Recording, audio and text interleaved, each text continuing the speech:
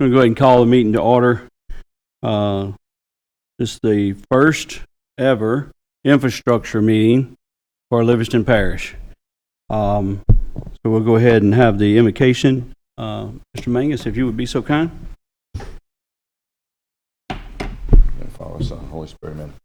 Dear Lord, thank you for letting us come together tonight to try to improve the roads and safety infrastructure for the parish. Please let us be able to use your wisdom and guiding principles, and that we can be safe, use people's money wisely. In Jesus' name we pray. Mr. Burgess, would you be so kind? Allegiance to the flag of the United States of America, to the republic which stands one nation under God, indivisible, with liberty and justice for all.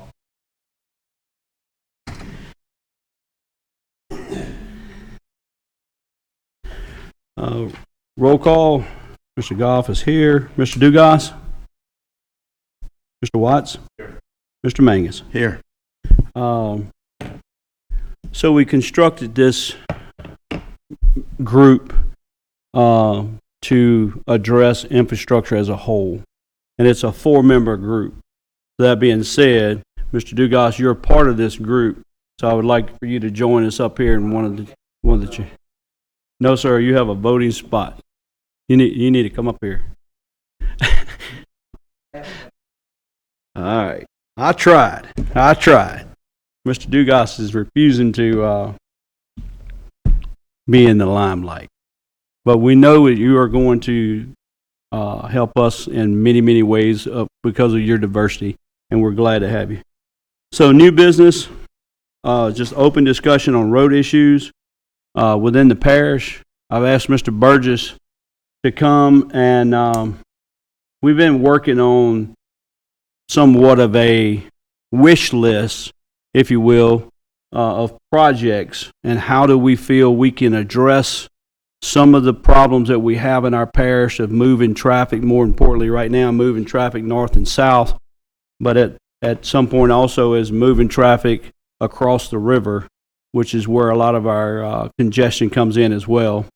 So we have some ideas, and this group is a public platform to start talking about those projects. None of these projects have any funding behind them.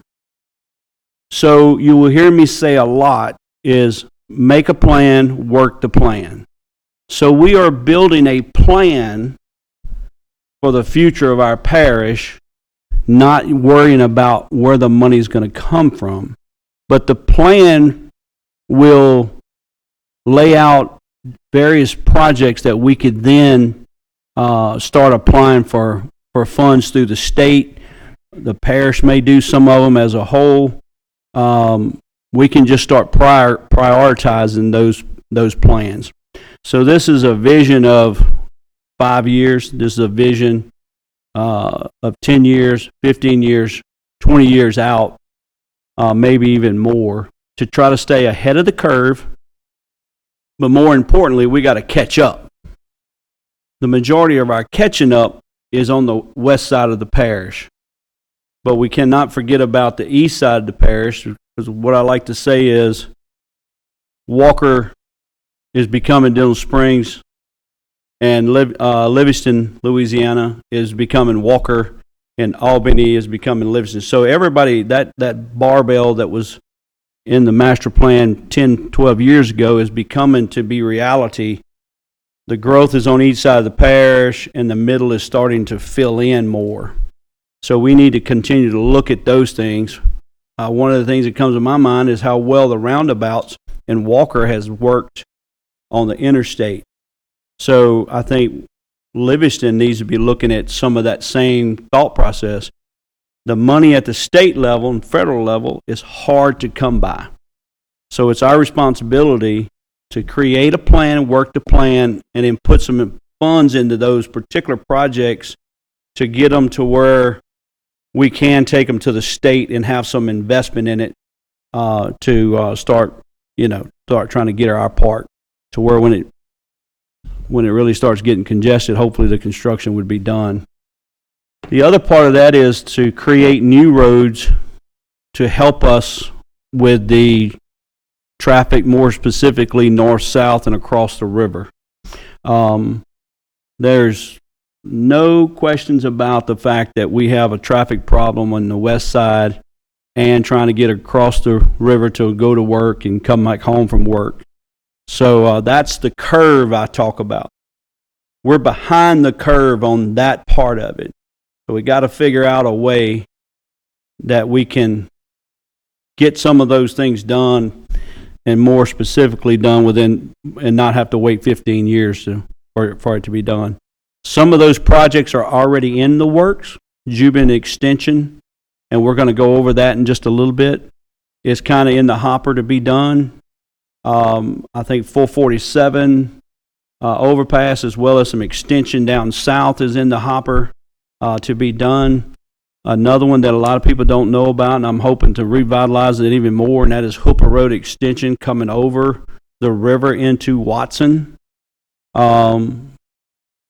Taking Watson 4-lane on up north to where it does what I call turning the headlights. Instead of going south into Denham Springs across the bridge, you can cross there and come in on the other side of Baton Rouge, depending on where you're trying to go and come from. So, again, make a plan, work a plan, and that's what we've been working on and brainstorming this whole time. So I'm going to turn it over to Mr. Ralph Burgess, and he's going to highlight a few key ones so people understand exactly where our vision is going. And at a point in time, we're going to try to take this particular map as a parish and break it out to each one of the council members and let them do their own thought process over and above what we've already come up with. One of them is I think it's 444 in Correct. French Settlement. Yeah. Like around about there, we see it needing to happen. But if we don't see something with that council member sees it, or someone who lives in that area can bring it to that councilman, let them know about it so they can do their own little piece. And we're going to bring this map together as a whole and then make it be part of the master plan. And then we'll start working the project. So I've talked enough. Go ahead, Mr. Burgess, you have the floor. Well, I greatly appreciate it. As Mr. Ricky said, I'll go over a few of the high spot ones that we had talked about. It's been talked about in the parish quite often, if you want to call it that. And some of it has been started, some has not been started type of deal, but let's just go over a few of them. And as we go, if y'all have any ones that y'all bring to mind or anything that we need to discuss or look at while we're going through this, I'll be glad to see if we already have it on the map and show you what we have. So a few of the ones that we were talking about and trying to move forward is, as you know, the parish is already working on the Jubin extension portion to get that moving forward so that we can make that connection from Lockhart Road forward to Florida Boulevard. As you see right here, this is in the orange is actually a state project that's already in the works, which y'all know is the Jubin widening. Going north, you'll see this purple line, which is actually the part of the Jubin extension to Lockhart. Now, once it hits Lockhart, one of the proposal items that we have is to make that a roundabout at Lockhart also. And then to move forward to be able to move traffic north-south and create additional connectors east-west as we move south is basically an expressway up from Lockhart Road. As you can see, we're going to move along, follow through intersection there at Milton Road. We go further north, keep going north, and we'll make a connector over toward Crossover Road, which feeds the Dunn Road area, which most of y'all know that Dunn Road area coming out to Lockhart is extremely high traffic. And as you can see, there's a line going off to the right toward east toward Walker North Road. But we're going to continue forward make another roundabout interchange or intersection there at Arnold Road. And then as we go forward, the idea is to do the same thing at every major state route along this route, all the way to the north end of the parish, on through and tying into Reniger Road, LA 1023. And then that will continue on up to, as you can tell, Highway 63. This will give you one thing think about. This will be some type of an expressway that will be help to throttle or be able to pull traffic away from these higher congested areas, be able to move them south toward Juban 90, and also be able to move them laterally across into different state routes to move them more move east-west to 16 and to the future Hooper Road extension. Likewise, one of the other areas that we had talked about and looked at is actually the 449 interchange / connect. This would actually start at the economic LEDC area where Shaw and everything was at. And this particular connector will actually help fuel our economic development side of the parish, because it starts up in the area where waste management and all that is. It runs south. We've had some little modification talk, but initially talk was to be able to do a full intersection now.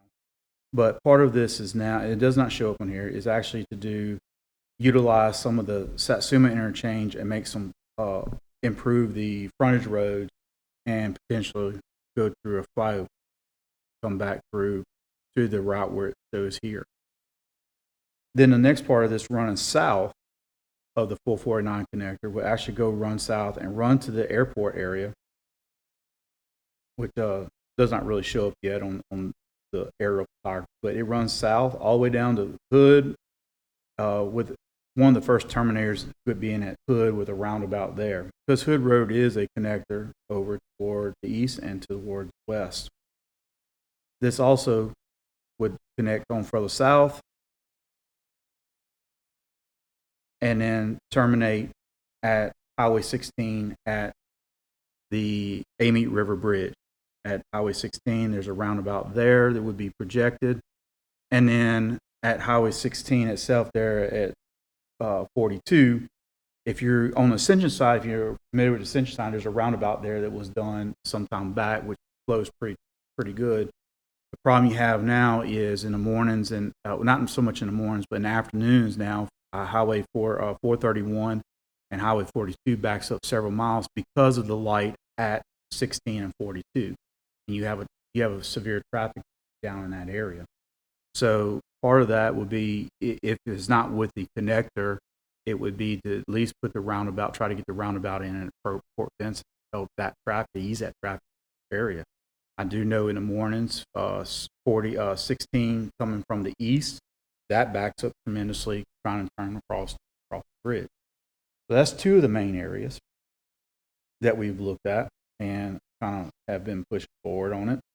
One of them is, as we talked about, was the 447, and that is actually in the state right now. Survey's been completed on that. This is kind of following the plan that they have now, that it's going to extend all the way down to this past Joe May Road. This also, my understanding, is going to be 4-lane south and then go to a 3-lane scenario. One of the scenarios that I haven't seen, but at one point was where Woodland Crossing is coming out now, which there's been a high traffic count of crashes in that area. How was it potentially be a roundabout? I don't know where they actually sit with that, but that was part of another improvement to that. So these are the immediate on the east side, the west side, excuse me. Some of the other areas that we looked at, and we'll get into some more detail in these other areas, but I just want to kind of hit some highlight ones. We've also talked about Albany improving, getting an improvement along that state route from the interstate going north. It's kind of similar. We talked about having some roundabouts at the interstate and making connection, because they have issues with traffic with schools and everything because of the way their intersection is set up. It's basically one state route in type of deal. And then just in general, one of the other items that has been brought up and has been questioned is actually widening of LA 16 north to pass the school because of the traffic. Those are kind of the high level type of ones we've talked about, trying to put in order 1, 2, 3, not really a 1, 2, 3, but in order to push through and try to help with economic development and traffic. Some of these will get some of the areas of traffic issues that we have addressed fairly quickly, plus also get us ahead of the curveball in some areas that are growing. That's if y'all have any particular ones y'all would like to discuss a little more you see on here, we can discuss those and why the rhyme or reason that we have for doing it. I'll go to a few of them that they're kind of a shout and just a wisp of time, or has been talked about in some great deal in time. Get over here.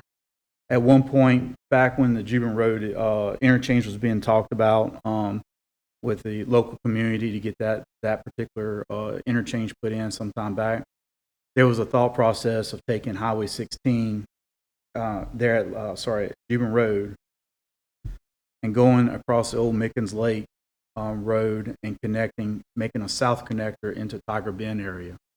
That would ease traffic in that area, plus of all the other potential congestions that will be coming in this area pretty soon.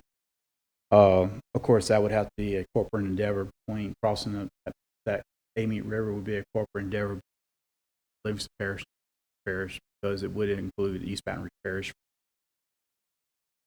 type of deal. Some other thoughts that were added and has been on the list that I know of that's been talked about for years in the west side of the parish is the 4-H Club Road. You can see here the 4-H Club Road interchange with a half cloverleaf type of deal. Another part has been discussed is Pete's Highway interchange. Well, part of the Pete's Highway interchange issue now is that with some of the new federal highway administration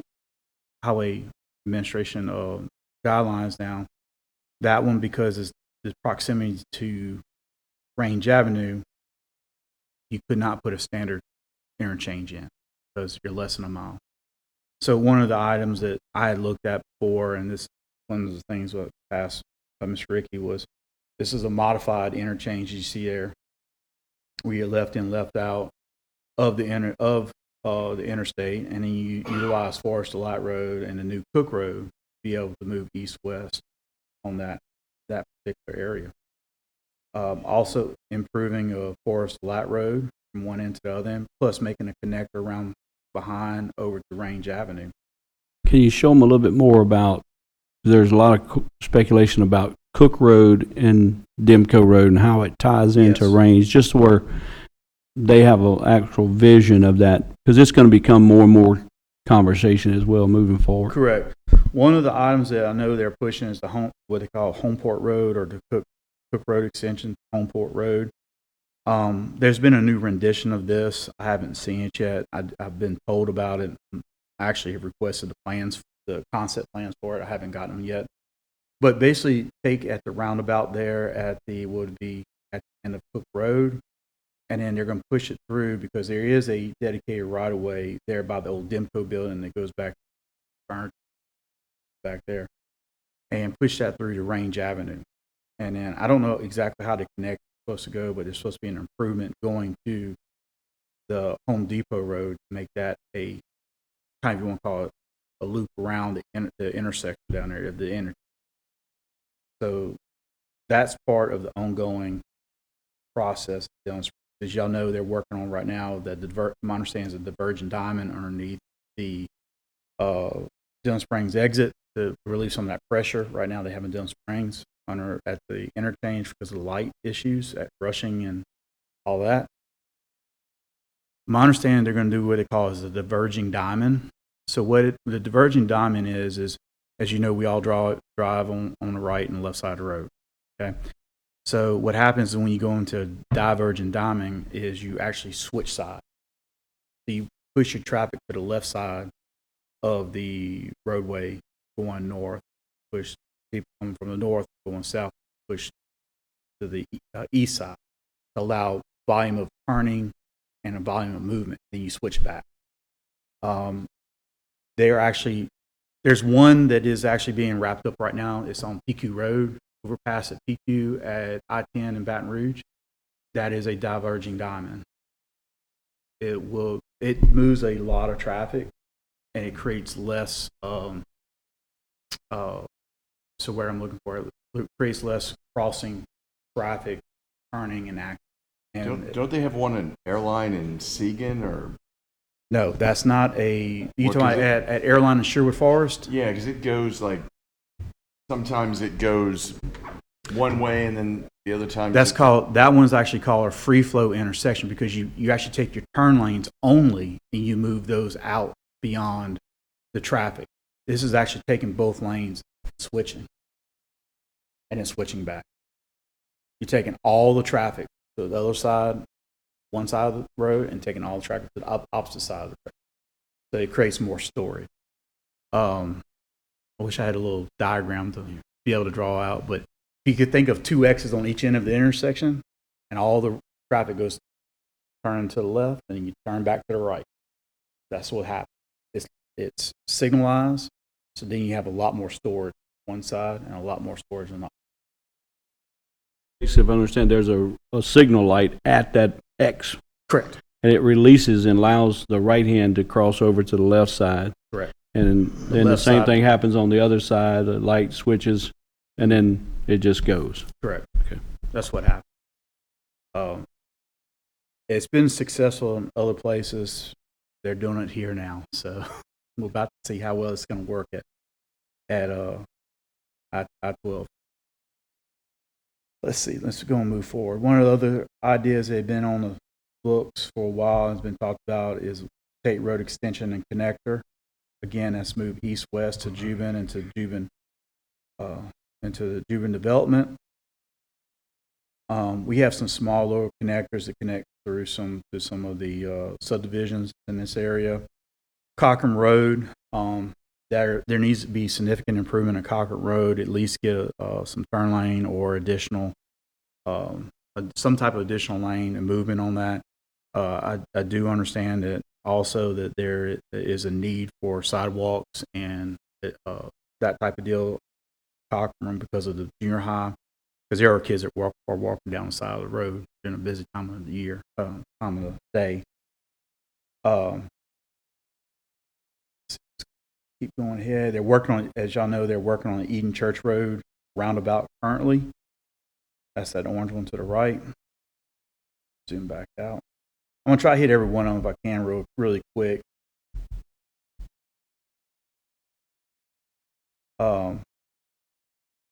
Over at 64 Magnolia Beach Road. Currently, there's a movement issue there regarding left turns coming out of Baton Rouge. There has been some talk about at DOT level about doing a roundabout there and some realignment so that can improve that particular intersection. One of the connectors that we also talked about was to be able to take 1025 and potentially extend it across and connect at Magnolia Beach Road. That will take some relief off 16 also and put that almost a direct connect to the Magnolia Beach Road bridge crossing the Baton Rouge. Again, a lot of stuff going east-west is a connected issue to what we technically have three bridges across Lockhart, I-12, or the Boulevard. That's the bulk of travel going to. Moving forward on north, we have several different little roundabouts, and if I can zoom in on some of these a bit better.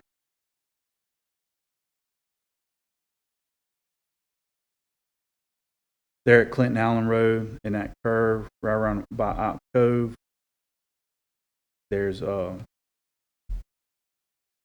roundabout we have proposed for a safety improvement there. And then down further south at Clinton Allen Road, trying to make a roundabout there and at the end of Linda Road to be able to slow some traffic down more of our parish roads, be able to move north and south. Uh,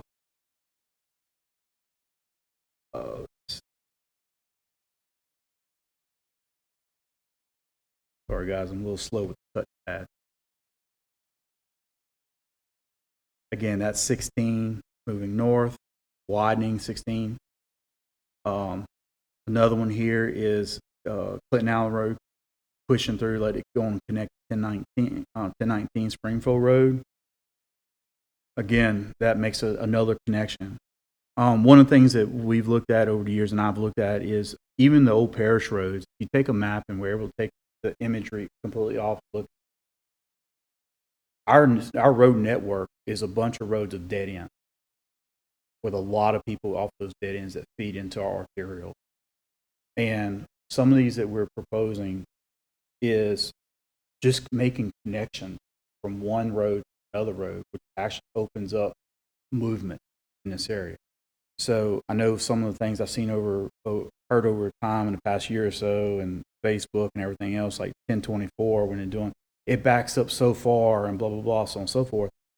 Well, if we have these other connectors that they can use our parish roads and be able to connect down their own road, go north or whatever, that eases that intersection. So that's some of the idea we had. Connect either. Like, for example, South Haven only has one way in and one way out, the same way. It was designed originally, if you look at the original plan, to connect it Alicia. It never did it. I got a problem. I actually have it on here, and I have not talked to John Wascom about it, but I'll show it tonight. And I'm smiling because I know the whole story behind this one. Yeah, over at Hatch Lane, Jason Drive. Okay. So, let's see what, here it is. Here's the Willows. More, because it's a blip on this thing. It doesn't hardly even show up. Oop. It is. So, Willows. Everybody kind of knows where Willows is. I don't know if y'all see this. I'm putting my hand right over here. That right there. There's a proposed road improvement that connects both of those roads. Basically, it just needs an installation of a culvert and some asphalt put over the top of it. When the South Subdivision, Willow Point, was designed and laid out, it was laid out and designed to connect into the Willows, to be able to connect the Jason Drive developments and everything to the Willows, and the Willows vice versa, and be able to have an interconnector through all this maze of subdivisions you have. Be able to get to the park over on the right-hand side, be able to get all this stuff. This was back in the late 90s, early 2000s. There was a lot of people in the Willows against that connection, and they didn't want it. The council at the time decided not to do it. They would not let the developer connect in, even though they have a connector to the Willows has a connector to the Fairway View subdivision, which is right here. It's actually that whole road and right of way. I've researched the right of way is actually cut. There's no improvement. Just a simple cut. These are the type of things that we're suggesting just right now, just simple, quick fixes to help some traffic in the area. Because right now, if anybody from in this Jason Drive area, Willow Point, that type of deal, wants to go back to the park, that has to empty out into Hatch Lane, right? And then you go north or go south and make your way all the way back around. If there's a wreck anywhere on Hatch Lane, the technical only way out of that wreck is the Maple Street. That's the only way you can get out of any kind of traffic that ever happens on Cochrane Road is Maple. Everything else is dead end in this area. All the subdivisions, everything. So if you were able to make that connection, something happens on train or whatever happens on Cochrane, you had to move people away, you could facilitate something through there. I mean, it's simple. I feel like no nonsense type of connections that we have put together here. Moving more toward Walker area, start down here on the south end. Buddy Ellis, again, helping with the north-south, but east-west also between north-south, is actually improving Buddy Ellis with some type of 4-lane or a 3-lane turn, with potential of putting, because of the volume of people there going to Juban, back to Walker, potentially putting some type of multi-use path on the side of the road so people can walk safely down this area. There's people that do walk down Buddy Ellis, you know. That's some things that we need to look at, some intermodal type stuff. North of there is push the Juban Road, Juban Development Road, on through over to Pendarvis and make some type of connector there in that area. Duff Road, improving Duff Road going north to be able to connect to the I'm going to call it the Sibley connector because it goes through the Sibley's property from the expressway running east-west. And that one would be also like an improvement for sidewalks and stuff like that. Again, another intermodal type scenario because that does feed down to the high schools and all that kind of stuff. Again, Sibley connector there. As you can see, it connects all the way over. Moving along, trying to utilize the existing road networks that we do have, connecting through more rural areas so there's no offset of people being able to, and to buy people out to move them and stuff like that. Connected all the way over, going behind the LADC area, all the way over to 1024. I know LADC at one time had a master plan of improving the I think they call that the LADC road, actually, going north all the way up to Vornado Road. That's another economic development corridor that can be, I hate to use the word exploited, but improved. Currently 1025, the roundabout there's being designed there. Get rid of the four-way stop, help with the traffic count in that area. Somewhat. My understanding, they do have some funding for it.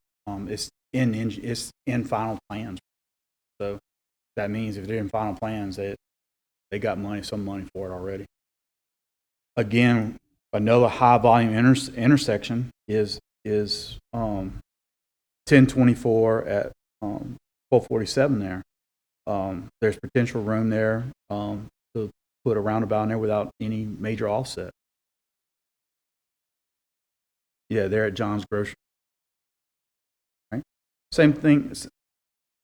Go ahead. It's actually a constituent of Ricky's, but they contacted me. They said that there's been several accidents at Walker North and Carpenter Drive, like Collins Place subdivision. Mm-hmm. Just south there. So that's right where we are projecting to put an improvement at. Which would be what? The initial improvement be, and there's some realignment. We're going to look at this, but the initial improvement is to put a roundabout. The movement on this, and this hasn't been updated because this was something we just talked recently about, is actually moving it further north and putting a roundabout up at, I believe that is Carpenter, believe it or not. Yeah. Up here by the school in this area. And then utilizing the wooded area to make that connect. But that would also take care of, if the road, and I'll be honest, I can't remember where Carpenter Road is, or not. Where you're talking about Carpenter Road is Collins Place, which is Walker North. Yeah. Right north. Right here. Chevron. Oh, okay. Kind of in between.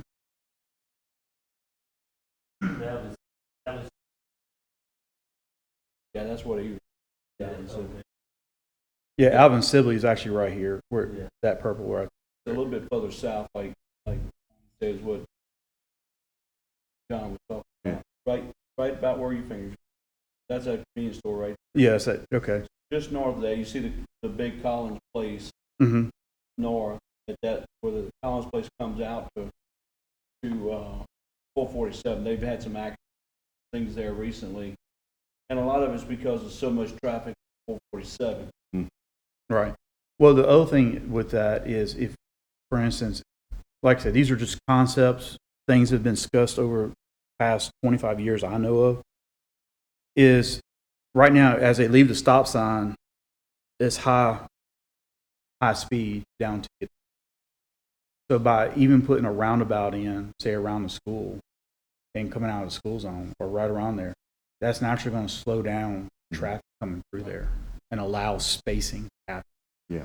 So a lot of people don't believe, a lot of the idea of a roundabout is eliminate left turns. If you think about it, if you have a roundabout within a mile or two of each other, it's easier to go down at a roundabout, go around it, and to be able to make your cross traffic. So taking a left out and crossing all the way to traffic. Lockhart Road, as y'all know, they have a roundabout almost every mile. And this is a test. I bet my wife, actually. There's a dollar store right there at Lockhart. We both were there, left out. I told her, I'm going to go down and take a right. It's at 5:30. I'm going to take a right. You take a left. Well, I'm going to beat you home. He goes, no, you're not. I pulled up. We both stopped. I waited for traffic. I took a right. I went down the Dunn Road, hit the roundabout, came back, and waved at her as I went by. That's the idea about round. So once you get Eden Church Road in, technically, you could potentially put a barrier. I'm using that term loosely. A barrier down the center line of Lockhart, make all that traffic make a right out only, hit the roundabouts and come back if they want to go across the road. And what happens is it allows that traffic to continuously move, and you don't have these crossing scenarios. So, just food for thought.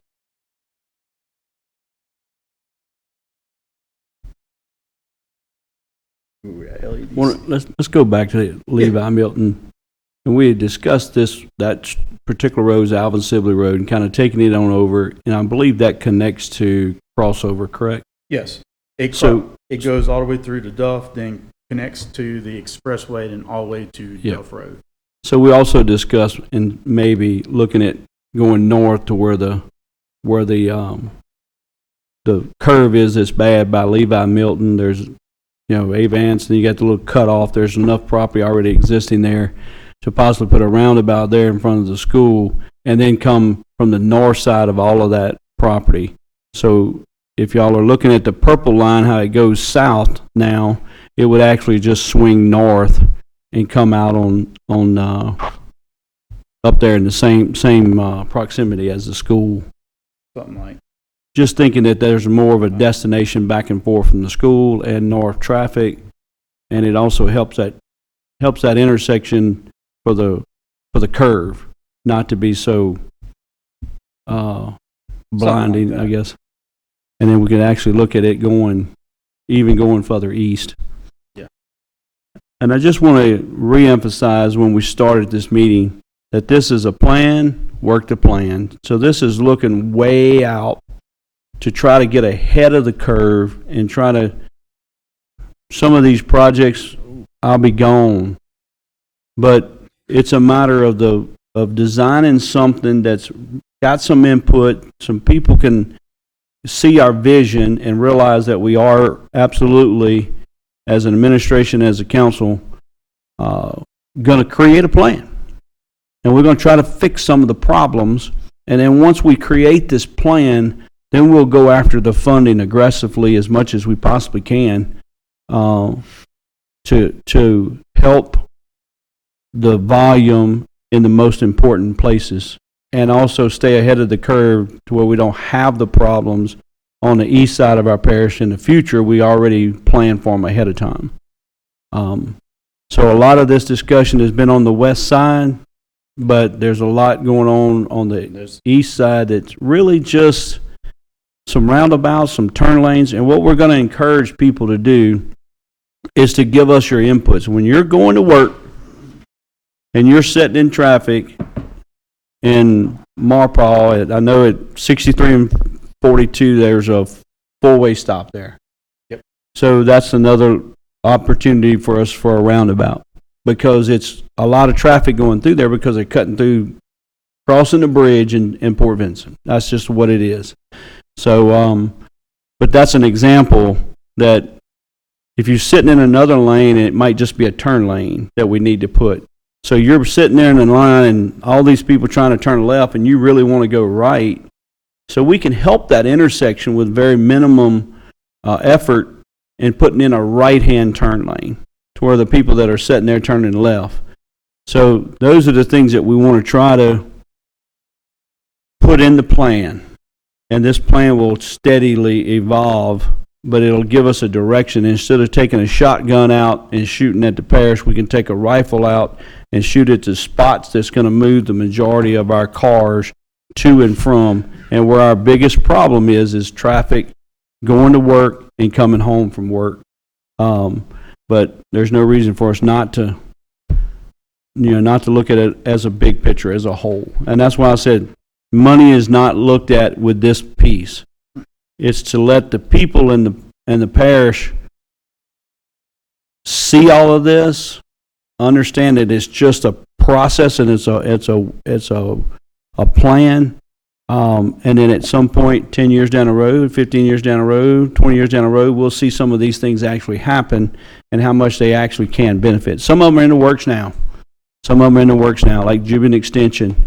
But the Juban Extension to Burgess and taking Burgess on the expressway going north, that's actually in the power lines.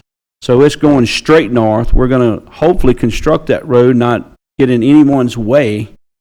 And then we can actually move a lot of traffic, and hopefully we'll be successful in making that a minimum access road to where it's designed to move traffic. Because our parish is growing. Watson, north of Walker, in that northern section up there is growing a lot. And everybody's trying to get across Magnolia Beach. They're trying to get across Florida. They're trying to get across the interstate. So if we can create that piece going north, and it should help tremendously with Walker, and it should help tremendously with Dillon Springs, because all those people north are going to go to and from on this expressway, if you will. Our desire is to try to get that pretty soon. When I say pretty soon, 7 years or so, at least to on a road.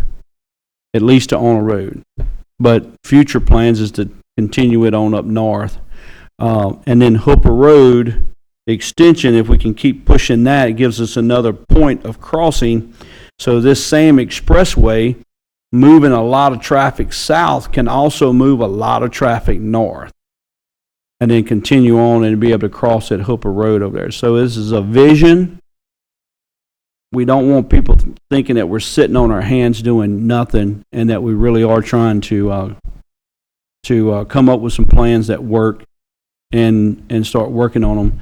And we want everyone's input as well. But just understand, I know this is going to be an animal for sure, but just understand there's no funding for this, and this is a wish list. But we got to start somewhere. And the starting point is to create a plan, create the wish list, then create priorities off of that wish list, and then allow that plan and the wish list to evolve as things change.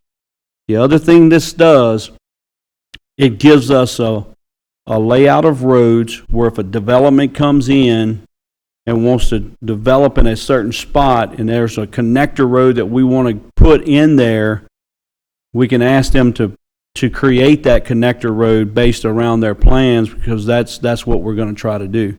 So again, work the plan. Opportunity comes, they want to put some commercial development or whatever, and we want a connector, try to get them to connect it for us. So, Mr. Robert Duga, is there anything that you see on this or that's not on here that's a kind of a quick fix? You know, it's like putting a culvert in or connecting subdivisions that would move traffic that in your work that you see. The biggest problem we have is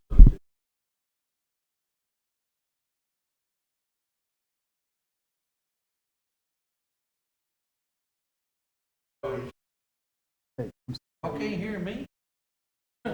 We're being recorded, so come on. We're sorry. Mr. Dugas didn't have a mic. We're going to give you a mic on your desk next time. Sorry. So one of the biggest issues we have is servitude.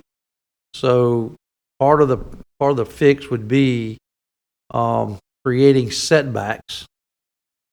Put that in the ordinance now, so that when you subdivide property, it requires that person to subdivide the setback in those corridors. So think of it as a corridor, future corridor, and they can't build a structure in that setback. Not saying you don't own it or whatever, but again, potentially if you're going to build some of these roads wider, it's not going to do any good to stop them. They have a 25-foot setback line right now from the building permit. But if you're going to put a 3 or 4 lane road, you're going to need 80 or 90 feet. So you need to do additional setback. So it's a big conversation to have, and we've had a couple times we've had those conversations. But I think that's something we could do. A real quick fix is to set that on all parish roads right now. Is pass an ordinance to say every parish road's got a 30-foot setback from the center line of the road, period. That gives you a potential 60-foot right-of-way on any current parish road. That's a quick fix. As far as putting culverts in, if we have a servitude, that's a parish maintained servitude, we can basically do whatever we want to do there. Yeah. And I think that's what he was. That would be the quick fix there, but I see no problem with that now. As far as building roads, Public Works could do it, takes our crews from doing something else. Otherwise, you need to contract it out. So that would be the quick fix. I mean, we can do it, no doubt, but be ready for the any backlash that you may get for that. Yeah. So, I don't know if I don't know if that answered your question. I'm going to say one thing about the setback lines. I don't know if every road in the parish needs to have that setback, but I do believe that once we create the total plan and okay, this is kind of where we're at, we can at least take those areas, especially if they're existing roads, and say that there's improvements coming on these particular roads and do setbacks on those particular roads. Right. And it does do exactly what you're saying, that if we got 60 feet and we need 80, somebody bills, then we got to mitigate that. And the reason I say if you do 30 foot from center line of existing road, that would be a 60-foot servitude or a 60-foot setback. All right, right now we have roads that are 13 foot wide. I can't make them any bigger because one, I don't have a servitude, I don't have a right of way, I got trees. So what I'm saying is, if you want to fix the problem, then we need to fix the problem, and not say, well, we're only going to do it for this or that. If that's what the parish council's will is, to have 60-foot right of ways with real roads in them, then we need to make that done. I mean, I don't know how else to say it. I don't agree with that. I mean, I don't disagree with that statement whatsoever. As a 60-foot right of way, right of way, it should be 60 foot. That's. And Duff Road is a prime example. It's in my district. I know it well. Kids walk it going to school, and it's actually, I think, 11 and 12 in some areas. It's extremely dangerous. But we need to do some, and in order to do that, we're going to have to get some servitude. We're going to have to get some access. But I don't disagree with that. When you're looking at 30 foot, from center line, that's not a drastic amount, but we can possibly try to look at that moving forward for sure. Right. So just a point of clarity, and to build on what Robert was saying, is exactly right. Most of the parish roads you do have out in the parish, they range in right of way anywhere from, I know of, from 15 feet to 40 feet. And then you have some areas that are 60 feet, negating all the new development. I'm talking about old right of way, old road. Some of the issues that you do have, though, there are some roads that the parish technically doesn't have fee title.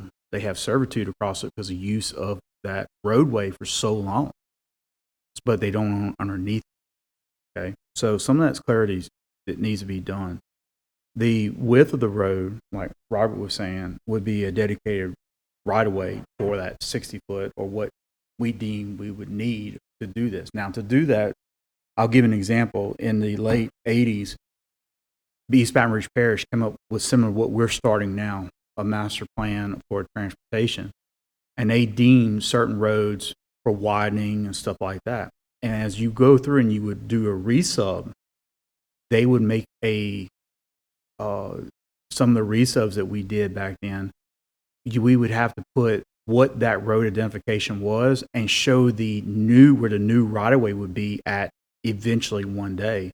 And that some of that was dedicated for improving that little bit of road that was there now, just like Robert's saying. But there was another line put on the plat that said, we're going to take another 100 feet because eventually one day we're going to 4-lane this sucker in here. And it's filed in the courthouse, and anything that's done, title work, everything that shows up, because there's a future widening of that road, and that dedication will come out to that line. So, but to start that, to do that, you need to have something on paper, in plan, saying that you can enforce that and request that. Does that kind of make sense, what I'm saying? But yeah, Robert's exactly right. The thing is, the parish right-of-ways we do have are very little, and it's hard to improve without width. Straightforward. And that's exactly what this committee is for, is to have open discussions. I know we talk a lot, on the side of the road, looking at a ditch, and conversations come up, and a lot of good things come out of those conversations. This road and Burgess Road North, going up through the power lines, came in after a meeting that we had over at the parish administration office. Mr. Ralph and I got to talking, and he's like, well, there's some plans 15, 20 years ago for this road going up. And I'm like, you're kidding. So I feel that we've had a lot of good vision work done, but none of it's there for the administration and the council now. So that's what I'm trying to fix. I'm trying to fix, or this committee's trying to fix, is to have a plan, have it on paper, and then get a direction. And that direction has to do with the same thing that y'all just talked about. Here's the road. We have future plans to do it. We've put it in the master plan. So now what do we got to do to give it some teeth for the widening and the servitude part of it? But so let me maybe make sure I explain. So what I'm saying is, right now, the existing parish maintained road. Okay, what I'm saying is, if you create the ordinance and you put it in, any future subdividing of property requires you to put a 15-foot setback from the center line of the road. Okay, that means you can't build anything within that 15 foot. Because, like I said, there's places where our right-of-way is the edge of asphalt. So they have a 25-foot setback from there, but their property line may be on the other side of the road. So I'm saying is, we already have those issues where we have trailers and houses and sheds built right against the road because there is no setback there. So what I'm saying is that at least gives you a mechanism to say, moving forward, anybody that subdivides property, that puts that line on the map. You see what I'm saying? That's the what red I'm line, saying. like the red line. Yeah. Well, I'd And like it's to just give a line on the map for now, but it says you can't build within that. Well, I think that might. I'm sure these three council members here are willing to sit down and digest that through this committee, and we get it drawn up, and we'll move it forward. Well, again, 30 feet gets you 60 foot. Which is our ordinance. Which is our ordinance. Anytime we ask for a right of the way. existing road, that's what I would say. But then to Mr. Rouse thing is, once we kind of go through here, we may identify Buddy Ellis Road is going to be a 3-lane. So We the need council then, Lafayette does it all the time. In Lafayette, they have you can go look at their ordinance. They got a list of roads. And these roads, the servitude is 100 foot. Right. But every parish road is a minimum 30 foot. You see what I'm saying? That's what I'm saying. You got to start somewhere. So if you start somewhere, let's make 60 the norm. Then when I go ask for 100, they say, but if I just go ask for 100, they say, oh, no, ain't nobody else doing it. So everyone out there listening, a 60-foot servitude sounds like a lot, but if the road right now, narrow as it is 15 foot, and then you have ditches on both sides. Right. You're probably 4 foot. 35 foot right now. Right. But the problem is you can't build 2-lane roads in 35 foot. That's right. So what side, with open ditch, 60-foot right-of-way gives you two. how wide would that road be? 60-foot right, it gives you two 10-foot lanes, two 5-foot shoulders, a 5-foot ditch, and a 5-foot back slope. I got you.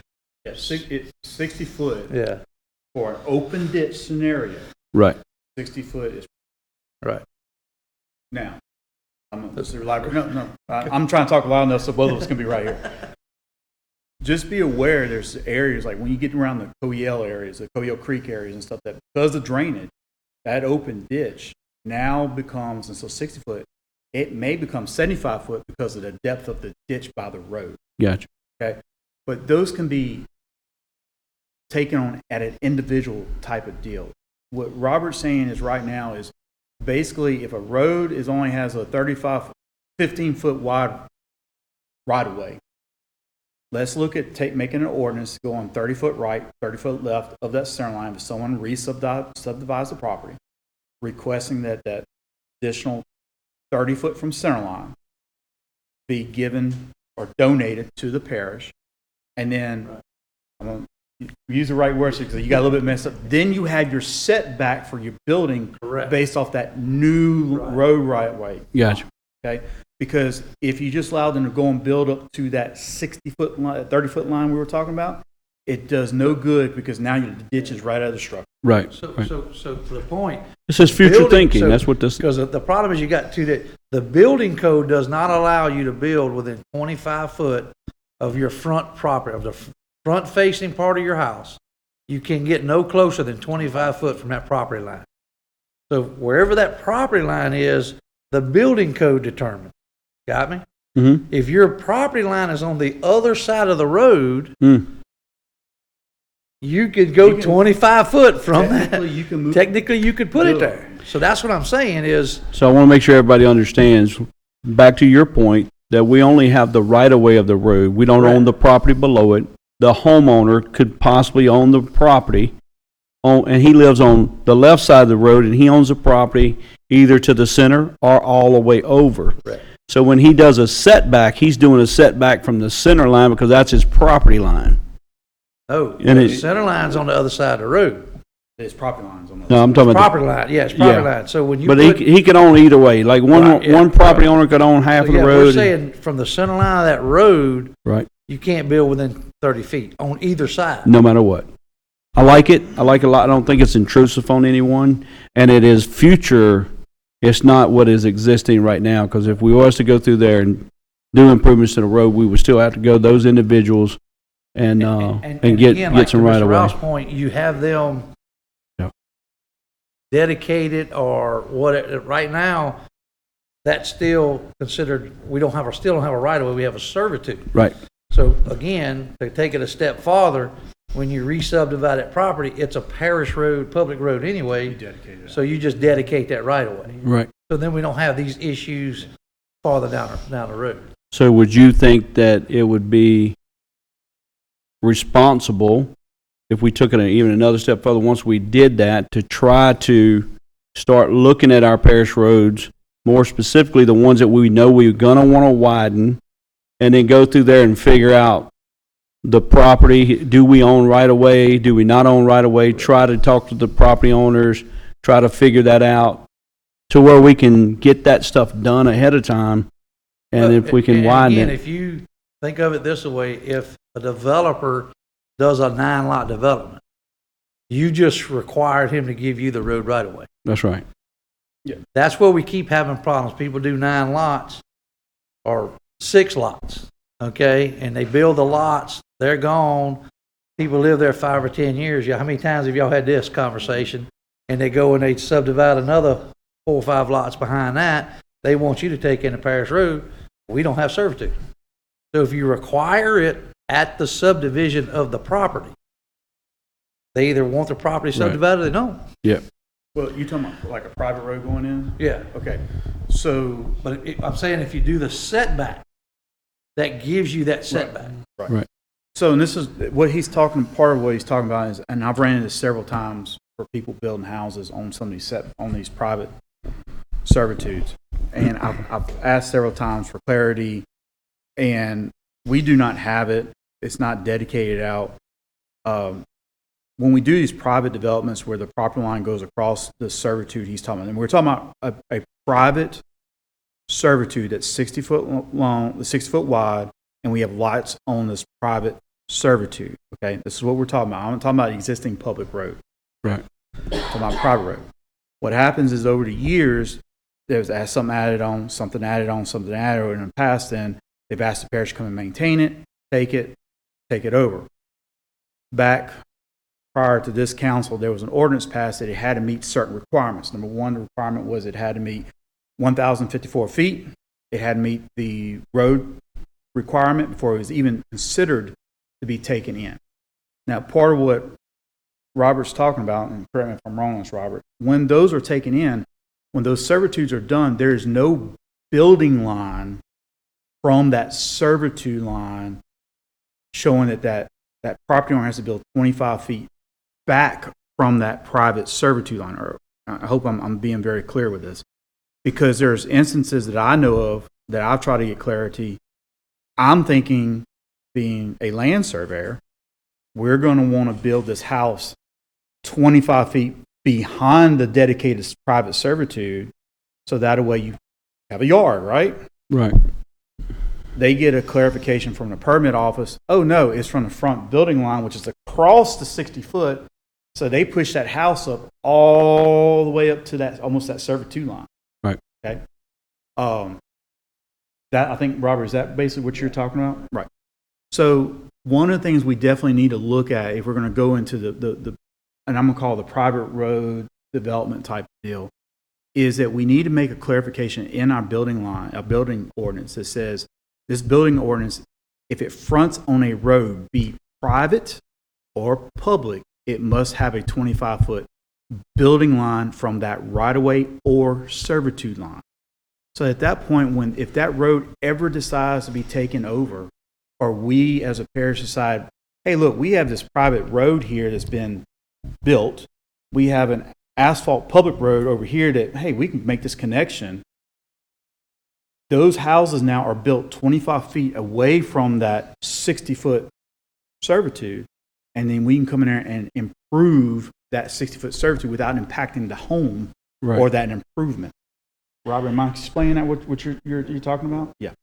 All right. On the side. Yeah. In other words, Parish Road side, you need to step back.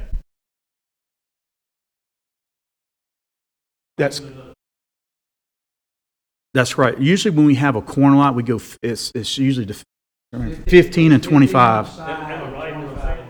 Yes, if you're a corner lot, normally you do 15 and 25 on two parish roads is what usually happens, 15 and 25, because of the way the configuration is. But it wouldn't even hurt to go and say, if you're on a corner lot, you got to be 25 and 25, because at any time you may need to open the throat of that road and you would have the right of way. Does that make sense, what I'm saying? Our existing roads, we're trying to get additional footage on them. Right. But we're trying. I mean, we're looking at a long-term process. But these new developers that come there and cut a road off a Duff Road, just say 9 lot, 10 lot, 30 lots, you know. That corner house needs to be set back 25 foot off the road it's facing and 25 off the existing parish road. Correct. It needs to be that because, I mean, Not an established subdivision, because we're probably never going to use that was designed for that. Yeah, right. But I think you're talking more of a private subdivide, right? yeah, well, private road, I'm sorry. But I mean, but it ties into a public road. Right. But that corner needs to be so many feet off that center line of our parish road to the first house. Correct. All right, it needs to be X amount of 25 feet from the or center line or whatever from the private road plus 25 setback. That's what we're saying. Right. Because in the future, if you want to go do some of these connectors, Or even take the road over. No, I understand. you want to take that private road over, Right. Your crunch starts. But what I'm saying, if you do that, you're giving us to widen our existing road. You set that house back further off on the side setback. All right, I hate to, I know, I mean, we'll go in this discussion over and over, and I know I'm just gonna give some latitude for the first meeting, and the people out there understand that we're not gonna just keep on rambling in the future meetings, but it's important that everyone understands that this is how much discussion has to go into all of this stuff. Did you have something else, Mr. John? No, the only thing I would say is, like you were talking about possibly widening Joe May.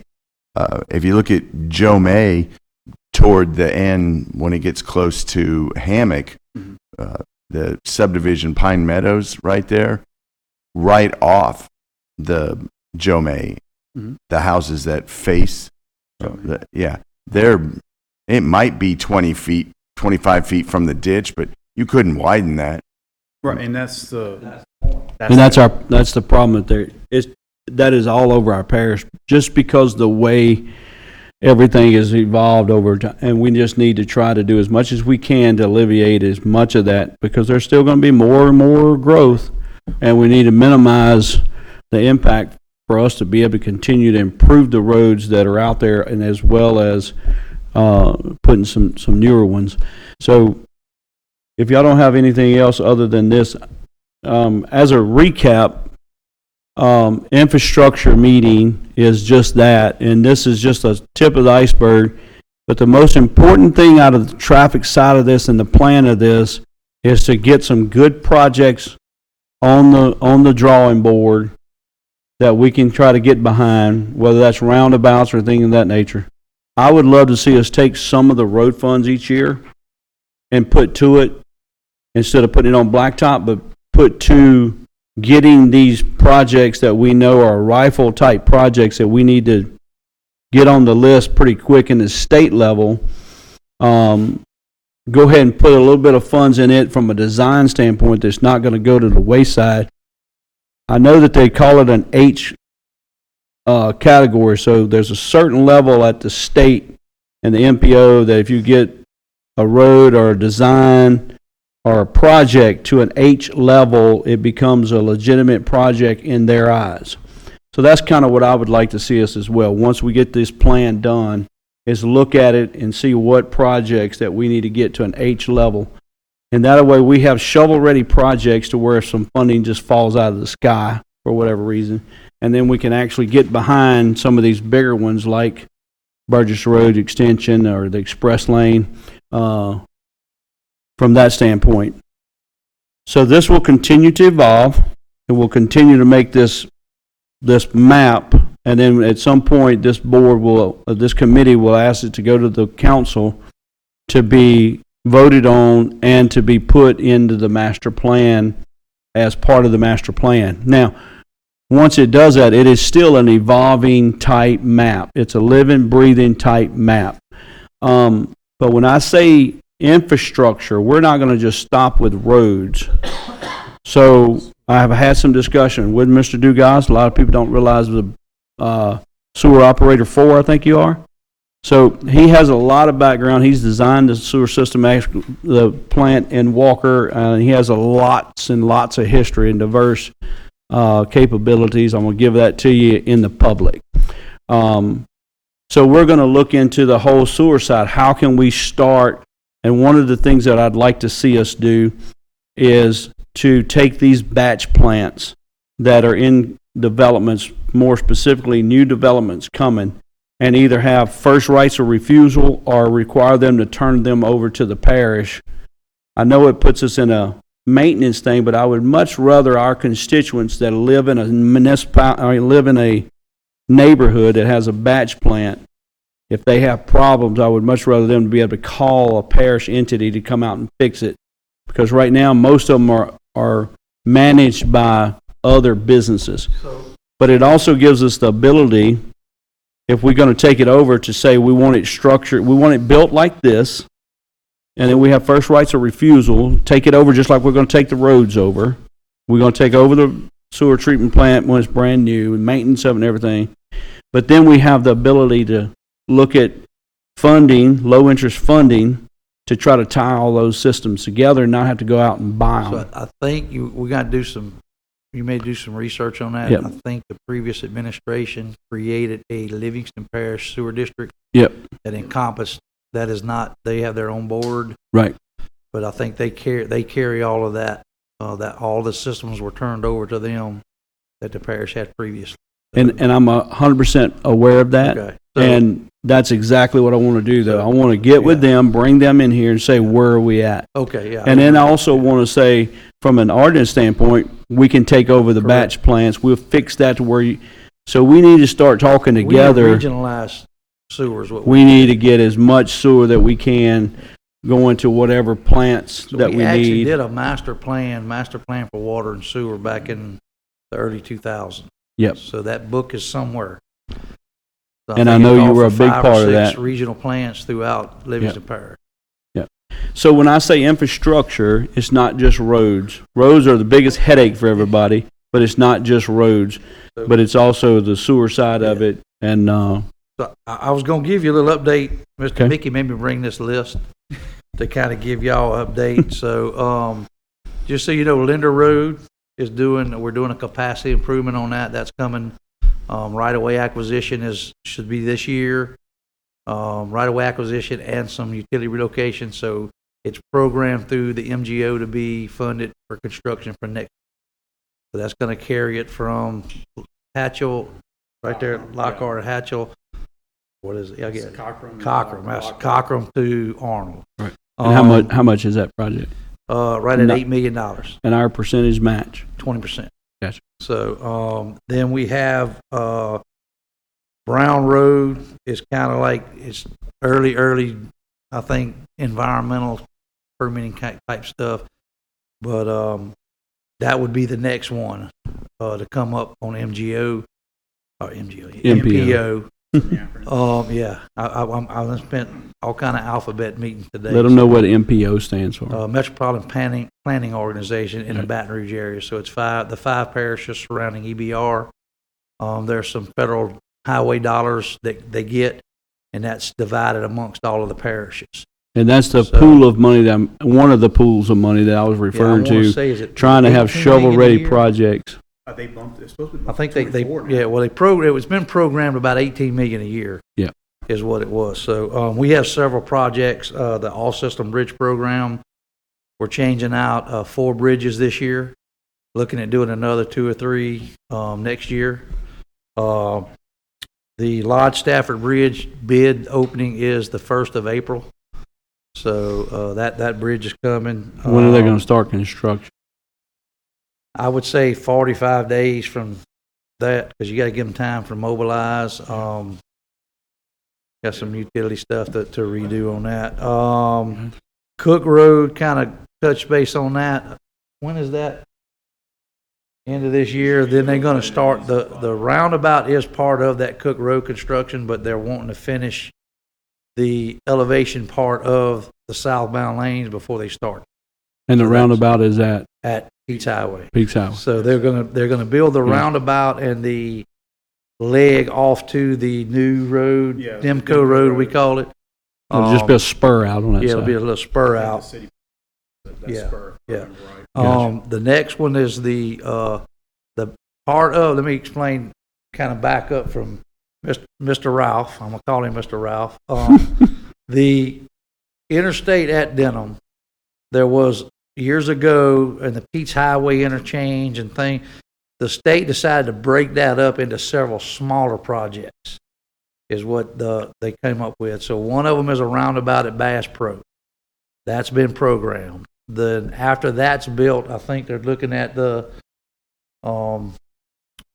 crazy X crossing thing. The divergent Yeah. diamond. And then they're gonna do, at some point, they're gonna cut off Rushing Road. And so that's the plan. That's a big improvement. Yeah. Right. So that's They're going kinda- to cut it off completely, or are they going to make it to where it's a right hand out and a right hand in? You're not gonna be able to, that's my understanding. That's the last time I heard. But when you come out of Russian Road, you come out of McDonald's over there, and you come back up the range, I would be able to turn right. You will be able to get on the interstate. Is No, my, not from- no. From No. McDonald's, no. Gotta take a right Okay, yeah, road. so you won't be able to go one way or the other. Right. But eventually there'll be a roundabout down there. To your point, you take a right, you go down and hit the roundabout and come back. Go north, and you hit a J turn Yeah. and come back. I got you. So, and then I guess the other biggest thing is just the road program we have going on right now. They rocking and rolling. How many miles? 20, Uh-oh. let's see, no, I'm sorry, let's see, 40, right at 40 miles, I think. How many roads? 54 being overlaid, 53 being patched, with some rehabilitation. So what I would like, because what I'd like for you to do moving forward when we come up here is, like, what is that percentage of miles to our parish, and then also the number of roads total to our parish, and then we can keep a kind of a running. I want to make sure that people realize just how much blacktop is going on the ground this administration, this term, the previous one as well. We had to pay some of those bills, but this particular year, how much is going on the ground, and then that is going to continue on moving forward because those bonds are paid for. We're going to see a lot of blacktop going on the ground, but a lot of this blacktop is not in my neighborhood, so I never see it, right? So it's just going to take a while to get across the whole parish, but we are in much better shape when it comes to our roads and trying to get them caught up. But I would be curious to see, like, what is our total miles on parish roads, you know? So basically, just break it down, you got 22 million in overlay, and we're averaging about 500,000 a mile. Gotcha. So double, so 44 miles. Do you know how many miles of roads we have in the parish?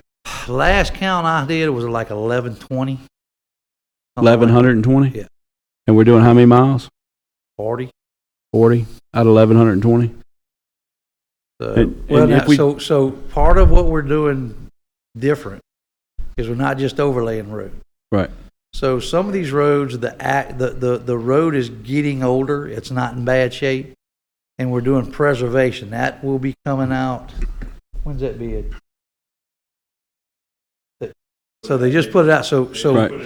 This is what they, on a preservation part, we go fix the bad spots of the road, fix the base failure, and then we bring what's called a texture coat over the top of it, and it seals the road. It smooths the road back. You won't be able to tell it's not asphalt.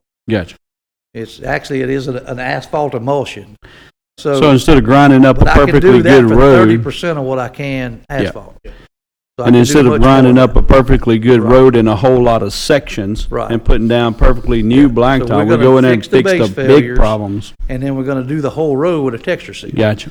They're claiming that gives you another 7 to 10 years life. That was a pretty smart idea. I wonder who did that. I have no idea. Sir. You did, huh? So the drainage. I'm telling you, he's got so much knowledge. Again. The drainage once the drainage. I know we've had a lot of calls because of the issue we had with the drainage program. With rebidding it, the asphalt contractor got started early, went ahead and started. He's only putting the binder course down on those roads that have to have drainage. Not all of them do. So that's kind of our goal is we're going to go ahead and get binder course on it, the lower level. They'll do the drainage work and then we'll come back and put the work on. Right. So it was just trying to keep him going. I know we've gotten a bunch of calls. I'm sure y'all did about, we're asphalting and we're coming right behind it and digging it up for piping, but that's to try to keep both contractors moving forward. Yeah. Anyone else have any questions? Yes, sir. You said you have 1,120 miles of road. That's as far as I know, the count, the foot mile, the linear foot miles that we have, just a parish. That's parish and municipal. We count municipal. Yes, sir. Yes. So, and I think the last count we had a little over 1,500 miles of canal ditches. So it's like 1,100 and something roads, and then 1,500 miles of canals and ditches. And if you would elaborate while you're standing there in reference to the parish-wide drainage, like the plan, the process, the concept of what's going on now with plan. It. So we're under contract with half a consultant to do a drainage master plan. What this plan is going to give us is that guideline. Right. Give us that roadmap of where we're going, where we need to go. We're gonna. This is the shotgun versus the rifle correct. Concept. So we're actually going to have, and having a master plan will help you get funding. Right. So that was probably the key out of this. What we chose to do with this drainage master plan is focus on the CRS program. So that's part of it. getting us back into the yeah, so that's part of what the whole thing. And when you say in good graces with FEMA, that's so our we were flood out insurance of goes we were down. out of the CRS program, so we're just trying to get back in it. Yeah.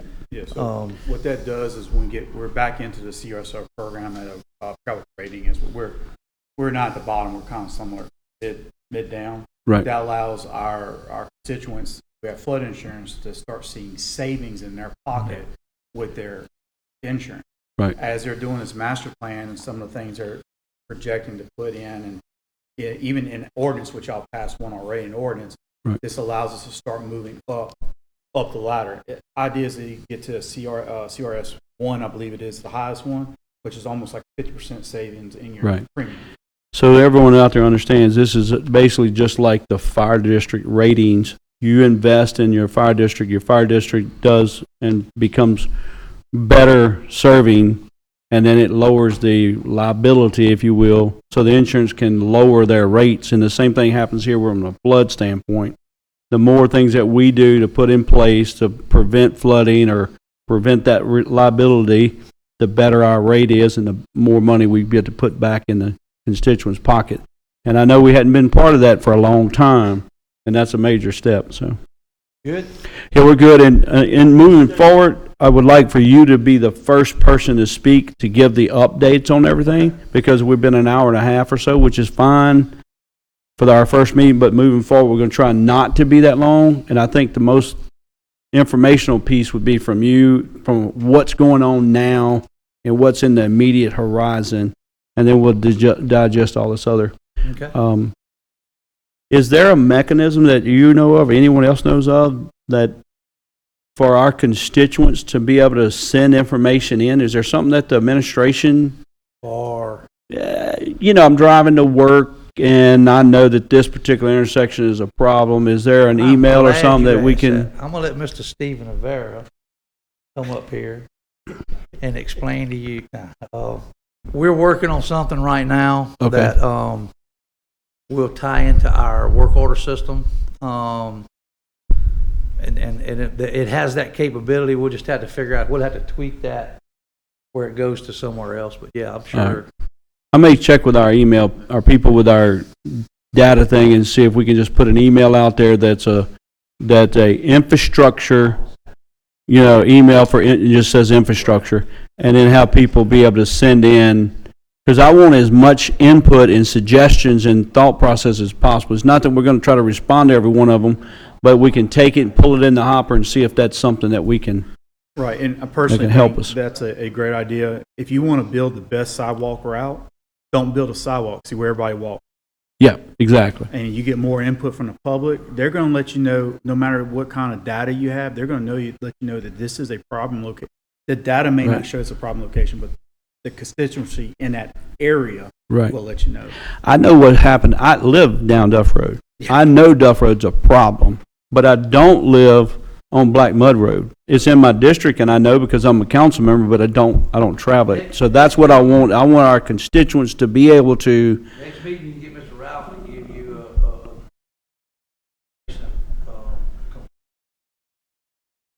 What? We're not going to discuss it Okay. tonight. All right. We'll wait till another meeting.